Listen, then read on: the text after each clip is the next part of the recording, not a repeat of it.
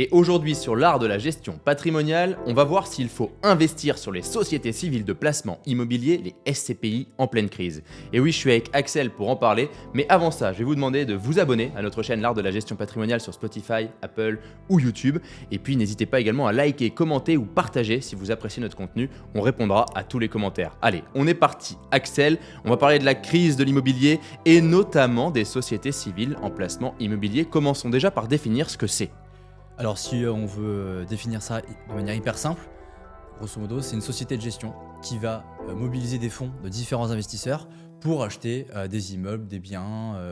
Ça peut être différentes thématiques, hein. Ça peut être des bureaux, ça peut être du commerce, ça peut être de la santé, les EHPAD, ça peut être du résidentiel. Donc l'idée, c'est de regrouper des fonds de différents investisseurs à partir de tickets d'entrée assez faibles, hein. Ça peut commencer à partir de 1 000 € pour justement acheter ces biens, les gérer. Donc au final, les investisseurs, l'intérêt pour eux, c'est qu'ils vont percevoir les loyers de ces biens.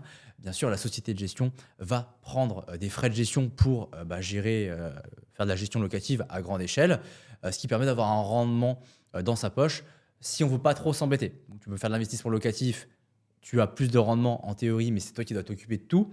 Là, tu vas confier ton argent et tu vas percevoir les loyers et tu n'as rien à gérer. Donc c'est une société civile qui va en fait prendre l'argent de plusieurs investisseurs, qui va regrouper cet argent et va investir dans l'immobilier. Une fois qu'elle aura tiré des loyers de ces investissements, Ouais. elle va en redistribuer une partie après les frais de gestion, si je comprends bien. C'est parfait. C'est exactement ça. Ok. Au niveau de la SCPI, aujourd'hui, il y a aussi un autre acronyme qu'on connaît pas mal, la SCI, Ouais. Société Civile Immobilière. On va pas parler des sociétés civiles immobilières individuelles, on va Mhm. parler des investissements financiers sur des sociétés civiles immobilières. C'est quoi ça aussi? Alors ça c'est la petite cousine de la SCPI. C'est souvent dans les assurances-vie. Donc c'est plus liquide, tu as moins de contraintes pour sortir. C'est pour ça que c'est dans les assurances-vie d'ailleurs. Le rendement est un peu moins élevé que les SCPI en général, mais aussi tu as plus de liquidité. Tu as moins aussi de frais d'entrée, on en parlera juste après des frais. Ça permet d'aller sur l'immobilier sans avoir la contrainte, on va dire, de liquidité et de frais importants à l'entrée sur les SCPI. Eh bien, si on peut faire un comparatif entre SCPI et SCI en termes de frais. Ouais, alors SCPI, les frais d'entrée, c'est en moyenne entre 8 et 12%. Alors, il y a des nouvelles SCPI avec des frais d'entrée qui sont à 0%.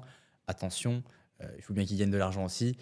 Ces SCPI-là ont plus de frais de gestion que les autres. Donc, bien regarder pas seulement les frais d'entrée, il faut bien regarder aussi à l'intérieur les frais de gestion, tout ce qui est frais de surperformance, etc. Donc ça, c'est la grosse différence parce que les SCI, c'est entre 0 et 2,5% de frais d'entrée. Donc tu vois, tu as déjà un décalage.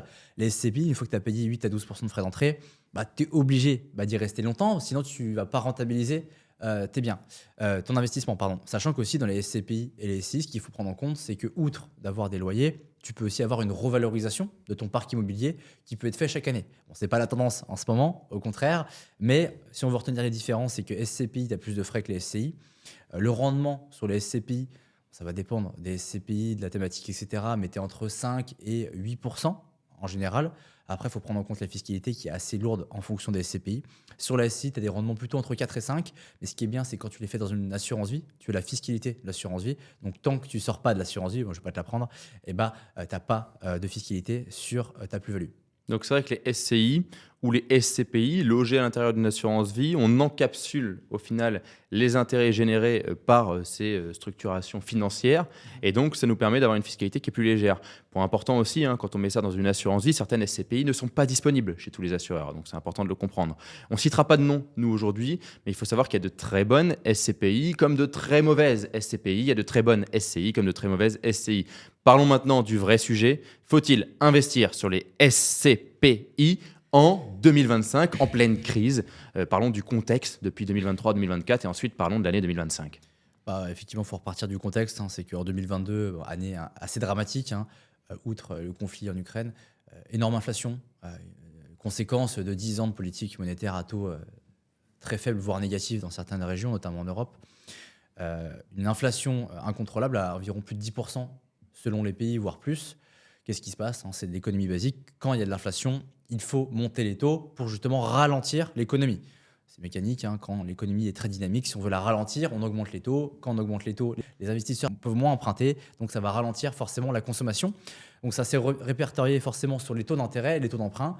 Au début 2022, on pouvait emprunter sur 25 ans à 1% environ. Fin 2022, mi-2023, on était plutôt sur du 3,5-4%.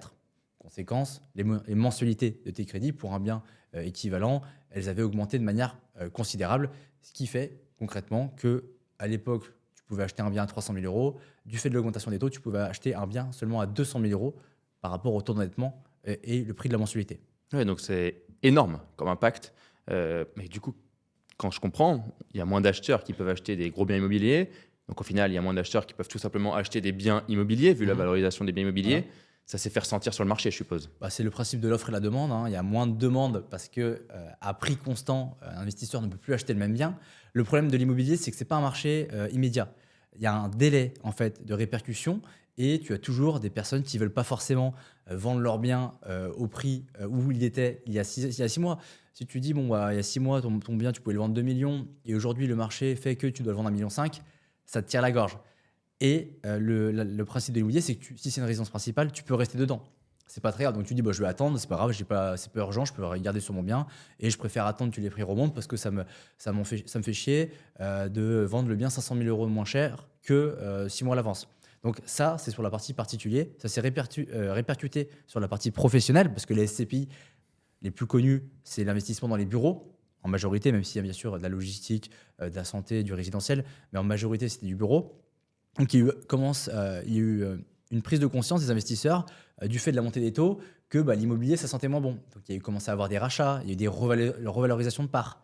Et le problème d'une SCPI, c'est que quand elle va revaloriser sa part et, par exemple, elle annonce une perte de 5 ou 10%, les investisseurs, ils vont paniquer, ils vont vouloir retirer. Donc, il y a un effet boule de neige au final sur le retrait. Et si on veut satisfaire les besoins de ces investisseurs, la SCPI, elle est obligée de faire quoi? Elle est obligée de vendre des biens parce qu'elle n'a pas trop de cash. Donc, elle vend du bien. Donc, le fait de vendre dans la précipitation, ça diminue encore le prix de ces biens immobiliers. Et au final, c'est une boule de neige qui fait qu'elle est obligée de vendre de moins en moins cher. Et c'est comme ça que le marché immobilier, les biens de la SCPI qui doit faire face à des rachats, s'écroulent tout simplement. Ouais, c'est vraiment le chat qui se mord la queue, qui ne peut plus en sortir tout simplement. Donc c'est vraiment un pur effet ciseau qui fait que c'est tout simplement une catastrophe pour certaines SCPI. À partir du moment où les retraits sont plus importants que les versements, la catastrophe peut démarrer si la SCPI n'est pas capable de faire face aux liquidités demandées. Elle est obligée de vendre tous ses biens, etc. Et d'autres en profitent. Après, ça, on en parlera juste après. Mais pour montrer en fait l'impact vraiment conséquent, on a des SCPI, on ne va pas citer le nom aujourd'hui, mais des SCPI très très connus de grandes banques ou de grands assureurs entre 2022 et fin 2024. Il y a eu du moins 44%, du moins 29%, du moins 31%. Et je ne te parle pas de la SCPI qui était de niche, hein. C'était vraiment les SCPI qui étaient proposés dans plein de banques à une grande majorité d'investisseurs. Donc, je te laisse imaginer, tu as payé 10% de frais d'entrée. Et tu prends moins 44? Il te faut déjà 2 ans pour rembourser tes frais d'entrée parce que tu as un rendement à 5. Tu te prends moins 44, ou allez, on va dire moins 30 en moyenne. Ton bien n'est pas liquide. Nous, on a des clients qui veulent faire face à des rachats parce qu'ils veulent racheter des SCPI qu'ils ont fait avec leur banque. Il y a 3, 6 mois, voire 1 an pour récupérer les fonds.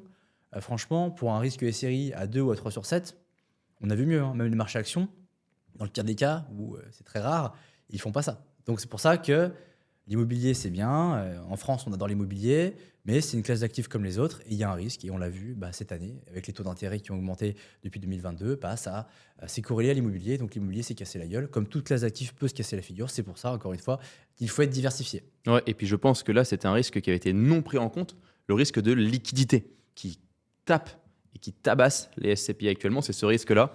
C'est-à-dire qu'elles n'avaient pas pris en compte les demandes de liquidité ou les demandes de retrait qui auraient pu être importantes. Elles étaient toujours dans un contexte de taux bas où les investissements allaient à fond, les rendements étaient entre 4, 5 ou 6%. C'était assez simple de faire du rendement à l'époque et elles ont fait peut-être n'importe quoi avec l'argent, tout simplement, à une époque où tout allait bien. Aujourd'hui, c'est une catastrophe parce qu'elles ne peuvent pas faire face aux liquidités. Et si elles avaient pu faire face au retrait par de la liquidité, elles ne seraient pas dans cette crise. Donc on a vraiment un chat qui se mord la queue tout au long. Moi, j'ai même envie de dire que celles qui sont à moins 40% aujourd'hui peuvent finir au tapis. Et je le dis, hein, je l'annonce, les sociétés civiles de placement immobilier qui sont à moins 40% aujourd'hui, il y a de fortes chances qu'elles soient à moins 90 dans 2 ans. C'est hyper intéressant ce que tu as dit parce qu'il y a 2 points. Le premier point, c'est on est sorti d'une période de 10 ans environ où on avait de l'argent gratos. Les taux à zéro négatif, à peu de choses près. Donc, l'immobilier, ça a eu le vent en poupe. Le problème, c'est que, et c'est là où les crises elles sont intéressantes, c'est que ça dissocie les bons gérants des mauvais gérants. Dans toutes les classes d'actifs, c'est la même chose.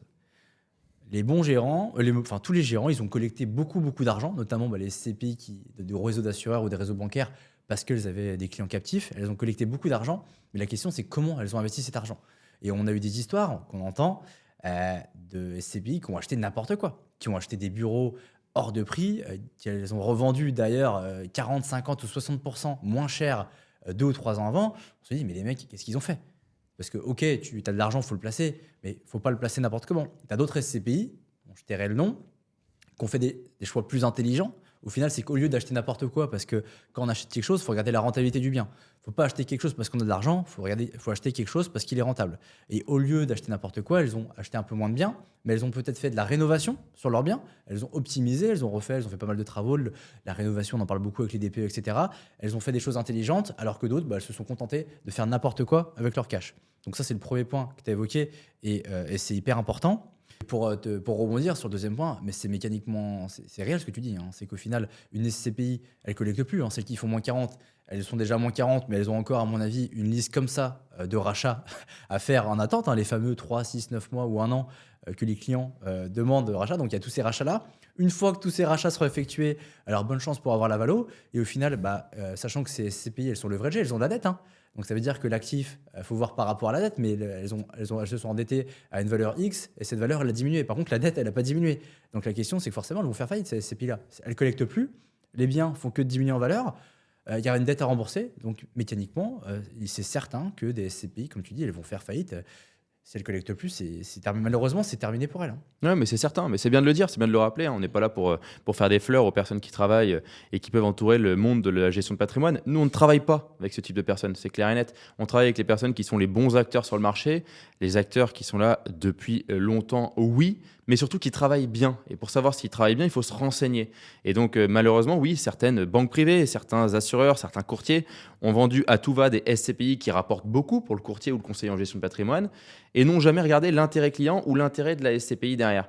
Donc vraiment, faites attention. Si vous avez une SCPI actuellement, je peux vous promettre qu'il faut peut-être demander une analyse à votre courtier ou à notre cabinet, tout simplement si vous avez besoin d'une analyse précise et honnête et transparente. J'insiste sur l'honnêteté et la transparence, parce que certains acteurs vont encore une fois tout vous cacher.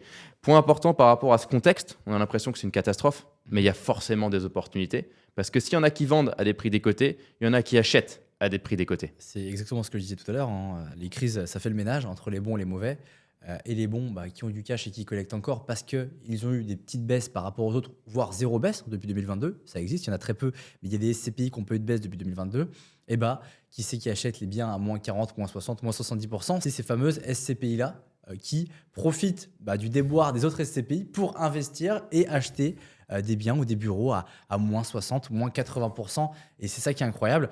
Après, ça va dépendre aussi de votre stratégie. Et si vous êtes coincé malheureusement dans une SCPI qui a déjà fait une baisse de moins 40, moins 50%, la question se pose, est-ce que j'achète, est-ce que je garde, est-ce que je vends pour aller sur une nouvelle? Et ça, c'est très difficile parce que sachant qu'en plus, il y a un délai de 1 an pour avoir les fonds au maximum, on ne sait pas où sera le marché dans 1 an. Donc par contre, pour les nouveaux investisseurs, on peut avoir des très belles opportunités, que ce soit sur des SCPI ou même des SCI, donc on fait des très belles performances sur 2024 pour justement profiter de ces opportunités.